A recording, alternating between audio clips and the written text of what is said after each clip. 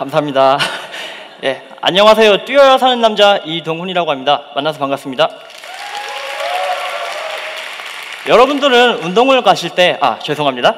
여행을 가실 때 캐리어에 어떤 것들을 넣어 가시나요? 저는 땀복 3벌과 이 러닝 한 켤레를 꼭 챙겨가는데요. 지금부터 그 이유에 대해서 말씀드리겠습니다. 믿기시지 않겠지만 저는 10대 대부분을 고도비만으로 보냈습니다. 초등학교 4학년 때 잘 다니던 태권도를 끊자 갑자기 살이 찌기 시작했고 6학년 때는 고도비만이 되었습니다.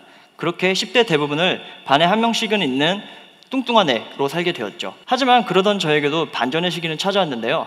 그건 바로 군대였습니다. 군대에 가보신 분들은 알겠지만 굉장히 할 게 없거든요. 그래서 저는 군대에 있으면서 할 것도 없는데 살이나 좀 빼보자 라고 생각을 했습니다. 그래서 하루에 2시간씩 뛰기 시작했어요. 그 결과 전역할 즈음에는 비로소 저에게 눈과 코와 입이 있다는 사실을 알 수 있었습니다. 그렇습니다. 저는 긁지 않은 복권이었던 것이죠. 하지만 그 기쁨도 잠시, 전역하기가 무섭게 살이 다시 찌는 저를 발견할 수 있었습니다. 왜 다시 살이 찌지? 라고 생각을 하다가 고민 끝에 인터넷에서 검색을 해보니 이런 사실을 발견할 수 있었어요. 어렸을 때 살이 찐 사람들은 비만세포의 수 자체가 늘어나서 평생 살이 찌기 쉬운 체질로 살아가게 된다는 것입니다. 절망적이었죠. 저는 평생 살이 찌는 겁니다. 그렇기 때문에 저는 어떻게 이걸 관리할까? 먹을 걸 줄일까? 근데 저는 식탐이 굉장히 세기 때문에 그러진 못했습니다. 그래서 군대에 있을 때와 같이 하루에 1시간씩 뛰자 이렇게 생각을 하고 다짐했습니다. 이렇게 하루에 1시간씩 뛰는 습관은 평소에는 정말 좋은 습관이에요. 하지만 문제가 되는 곳이 있었는데요. 그곳은 바로 여행지에서였습니다. 여행을 가게 되면은 여러분도 모두 아시다시피 여행의 묘미는 식도락이죠. 여행에 가서 아침, 브런치, 점심, 후식, 저녁, 야식 6가지를 모두 챙겨 먹고 있는 저를 발견했습니다. 그리고 여행이 길어지면서 3, 4일이 지나면은 저는 과거로 돌아가고 있었고요.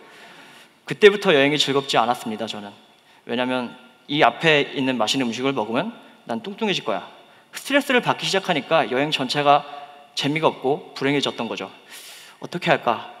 그때 생각났습니다. 원래 하던 방법. 그럼 여행 가서도 뛰면 되겠구나. 하지만 여행에 가서 뛰려면 상당히 많은 것들을 고려해야만 했습니다. 우선 일정을 짤 때부터 우선 여행지가 뛸만한 곳이 아니라면 스트레스를 받을 각오를 하고 가야만 했습니다. 그리고 누구랑 가는지가 굉장히 중요했는데요.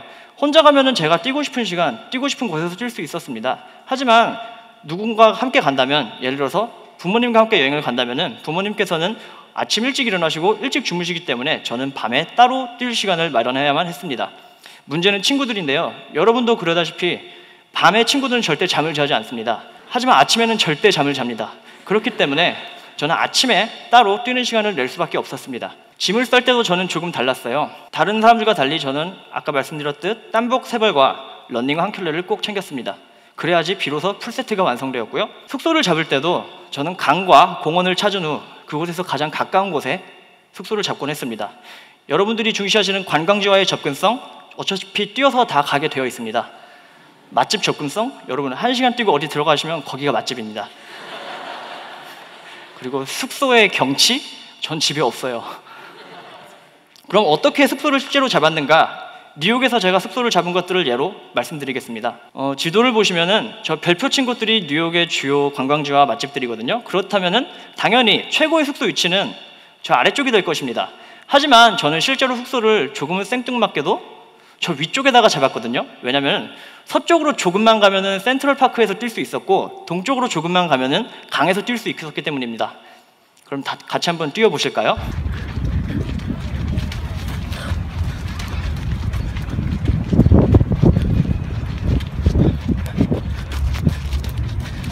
좋다. 이야, 좋지 않나요? 동쪽으로 조금만 가면은 이런 멋진 강변을 따라서 뛸 수 있었습니다. 친구들에게 이 사진을 보여주면 항상 물어보곤 합니다. 야, 이거 어떻게 찍었냐? 방법은 간단합니다. 저기 난간이 조금 보이는데 난간 위에 핸드폰을 올려놓고 타이머를 맞춥니다. 그 다음에 돌아가서 제자리에서 통통통 뛰면 그 결과물은 마치 앞으로 힘차게 달려나간 것 같은 사진을 얻을 수 있습니다. 다음은 파리에서 제가 숙소를 잡았던 이야기인데요. 방금 전과 같이 저런 상태에서는 최고의 숙소 위치는 저 강 위쪽일 것입니다. 하지만 저는 또 생뚱맞게 저 아래쪽에 숙소를 잡게 되었는데요. 그 이유는 숙소를 검색할 때 아래쪽에 트랙이 있다는 사실을 알았기 때문입니다. 하지만 막상 파리에 가보니 저 트랙은 일반인들에게 공개가 되어 있지 않았습니다. 어쩔 수 없이 저는 저 주변을 뛰었는데요. 뛰어보신 분들은 알겠지만 맨홀 뚜껑 아시죠? 맨홀 뚜껑은 튀어나와 있고 굉장히 딱딱합니다. 그래서 장애물과 같은데요.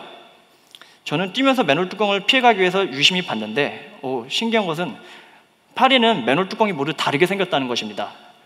그때부터 저는 다양한 맨홀 뚜껑을 감상하는 파리 여행의 묘미를 즐기게 되었습니다. 마지막으로 제가 5개월 동안 교환학생으로 나가 있었던 뮌헨에서의 이야기를 해드리려고 해요. 저는 교환학생으로 있으면서 집에서 8km 떨어진 공원에 매일 왕복해서 뛰어다녔거든요.